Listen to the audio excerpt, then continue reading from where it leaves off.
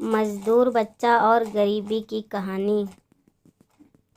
चल उठ अमन, काम पर जाना है, आज ज़्यादा सो गए हम, गालियाँ मिलेंगी ठेकेदार से। यूं ही दिन की शुरुआत हुई उस 11 साल के मासूम की अमन को उठाने के लिए। जब 12 साल के अजय ने आवाज़ लगाई, हड़बड़ा कर अमन उठा और अजय से बोला, भाई गलती हो गई, आज मेरी वजह से तुझे भी गालियाँ मिलेंगी।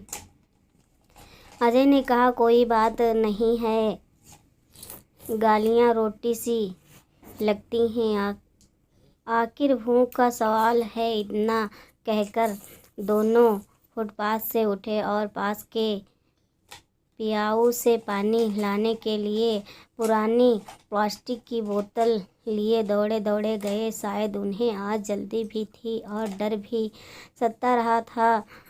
मैं पास ही खड़ा ये सब देख रहा हूँ, बहुत से विचार मन में उबाल ले रहे थे। परिस्थिति, वर्तमान और भविष्य के सवालों में खो सा गया था। खैर मुझे भी ऑफिस जाना था और जहाँ वो दोनों सो रहे थे मुझे भी वहीं से ऑटो लेना था। लेकिन आज मेरे कदम ऑफिस ना जाकर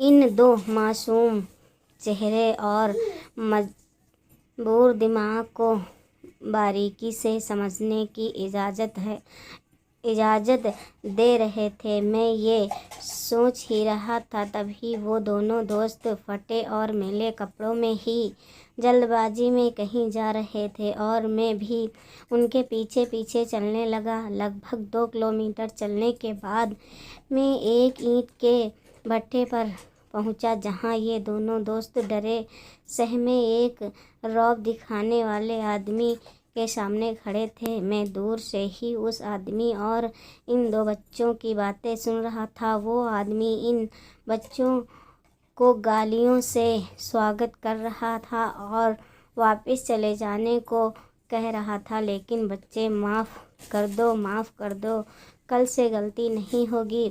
और साथ ही बोल रहे थे, कल अधिक काम किया था, माफ़ कर दो, शरीर दुख रहा था, नींद ज़्यादा आ गई, माफ़ कर दो। खैर उस ठेकेदार ने दोनों को काम पर लगा लिया और दोनों ईंट बनाने के लिए मिट्टी की खुदाई करने लगे। लेकिन ये क्या, अब वो मुस्कुरा रहे थे, शायद मासूम होने के साथ ही दिल के सच्चे भी थे। वो आखिर मोहब्बत जो दी अपने कार्य से उन्हें मासूम गरीबी चेहरा, वो मजबूर दिमाग था उनका दिमाग से। वे दोनों अपनी उम्र के बच्चों से लगभग 20 साल बड़े थे। ना ही उन दोनों के बच्चों से इच्छाएं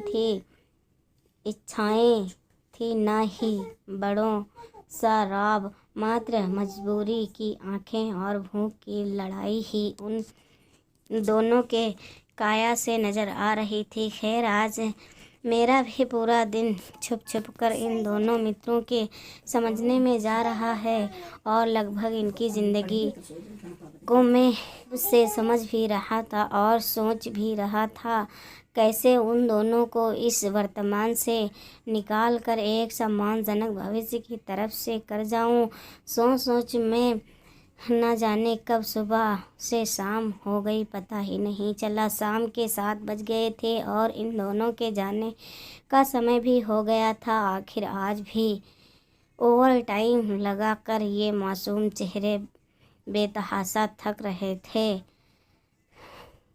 कंस्ट्रक्शन साइट से बाहर आते ही मैंने इन बच्चों से बात करनी चाहिए, लेकिन इन दोनों ने मुझे नज़रअंदाज करते हुए पास के ढाबे पर जाकर रोटी और अचार खरीदने लगे और खाना खरीदकर शायद उसी फुटपाथ की ओर जा रहे थे जहां से ये सुबह आए थे। मैंने अब उनसे बात करने की कोशिश नहीं की और मैं भी अपने रास्ते चल दिया। आज मैं घर 1 घंटा लेट पहुंचा था और घर पहुंचते ही अपने कमरे में जाकर रोने लगा।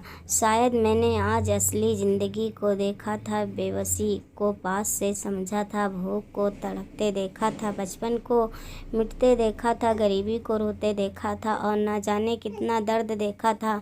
आज मैं जीवन को समझ गया था, लेकिन कहानी अभी ख़त्म नहीं हुई। जुड़े रहना दोस्तों, जल्दी ही इस कहानी को एक खूबसूरत अंत दिया जाएगा। लेखक आशीष। दोस्तों, अगर आपको वीडियो अच्छी लगी हो तो मेरे चैनल